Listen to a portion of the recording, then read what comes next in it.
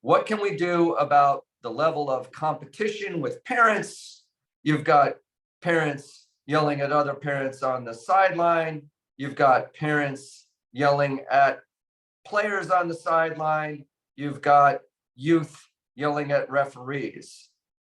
These are certainly not, the days of, let's just say, the era that I grew up in. Bob, what do you think the problem is here? Oh, I think one of the problems is to understand, number one, we've made a lot of progress, Ben. There's a lot of positive aspects of youth sports, but there's also an epidemic of youth sports overuse injuries, both physically and mentally, from just too much pressure.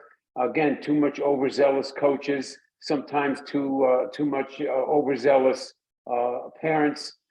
So I think we need to continue to keep our eye on the ball with having the kids as the main focus, that they're enjoying what they're doing, they're having fun, besides learning all different aspects of being a teammate, of enjoying what they're doing and advancing if they're serious about their particular sport, and take some of the pressure off these kids, as well as, again, tempering some of these overzealous parents and some of these coaches whose behavior is a little bit of off the wall sometimes.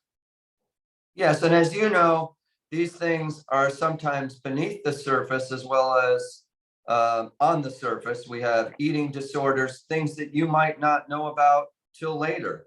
I remember way back when I was in sports in high school, that these eating disorders, particularly amongst endurance athletes, were just starting to become a thing. And I don't know if these eating disorders were as popular in, let's say, the 1940s and 50s, but as the objectification of women became more prevalent, I think so did sometimes the eating disorders. And then I think the level of competition, as Title IX got women more involved with sports, so then did the competitive juices get some of those things going about trying to maximize performance. What are your thoughts? For years, Dr. Ben, I've had on my show, The Sports Doctor, various experts in the world of these eating disorders. There's a chapter in my book, it's called The Prodigy Sports. You know, you and I both know, as doctors, physical therapists, trainers, all recommend that children play multiple sports. So they use different parts of the body as they're growing up. But for example, the prodigy sports, think gymnastics, think dance, think figure skating, where we have 10, 11-year-olds who that's all they want to do. And that gets us sometimes into the problems of what we call repetitive motion injuries.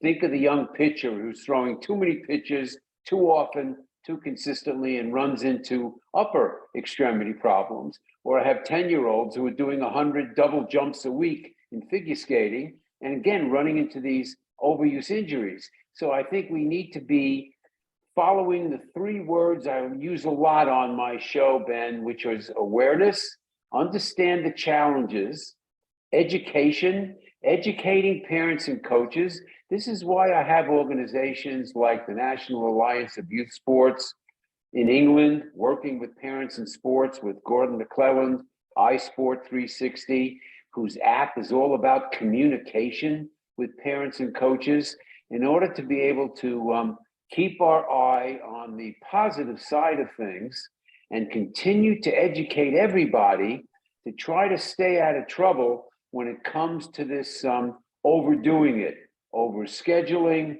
and just pushing through